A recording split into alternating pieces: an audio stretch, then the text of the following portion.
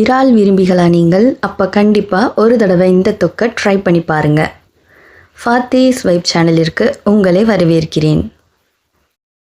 ஒரு பெரிய வெங்காயம், ஒரு பெரிய தக்காளி, கொஞ்சமாக கொத்தமல்லி தழை, கொஞ்சம் கருவேப்பிலை, ஒரு பச்சை மிளகாயை இந்த மாதிரி நறுக்கி வச்சுருக்கேன்.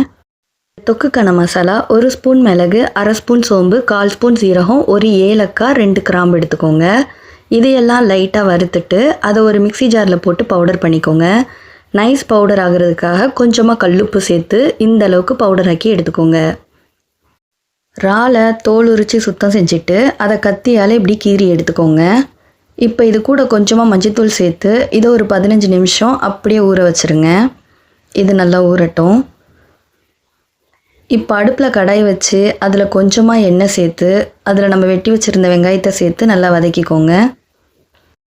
வெங்காயம் கொஞ்சம் வெந்து வந்ததுக்கப்புறமா இஞ்சி பூண்டு பேஸ்ட்டு சேர்த்துக்கோங்க. சேர்த்து நல்லா வதக்கி விட்டுருங்க. இப்போ கருவேப்பிலையை சேர்த்துக்கோங்க. அப்புறம் நம்ம வெட்டி வச்சுருந்த தக்காளியை சேர்த்து தக்காளி நல்லா வெந்து மசிஞ்சிடணும். அந்த அளவுக்கு நல்லா வதக்கிக்கோங்க. வதக்கினதுக்கப்புறமா நம்ம அரைச்சி வச்சுருந்த மசாலாவை இது கூட சேர்த்துருங்க. சேர்த்துட்டு நல்லா கிண்டி விட்டுருங்க.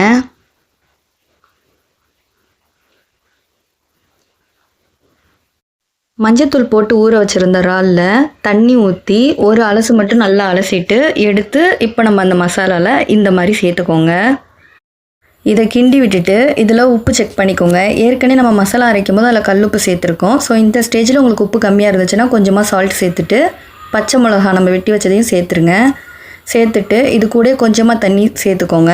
ஏன்னா ஃப்ரான்ஸ்லேயே தண்ணி இருக்கும், அதனால கொஞ்சமாக மட்டும் தண்ணி சேர்த்து ஒரு தட்டு போட்டு மூடி நல்லா வேக வச்சு எடுத்துக்கோங்க.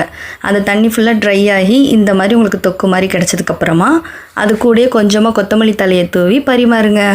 இப்போ நம்மளுடைய இறால் தொக்கு ரெடி. கண்டிப்பாக ட்ரை பண்ணி பாருங்கள். இந்த வீடியோ உங்களுக்கு பிடிச்சிருந்தா ஃபாத்திஸ் வைப் சேனலை லைக் பண்ணுங்கள், கமெண்ட் பண்ணுங்கள், சப்ஸ்கிரைப் பண்ணுங்கள். நன்றி.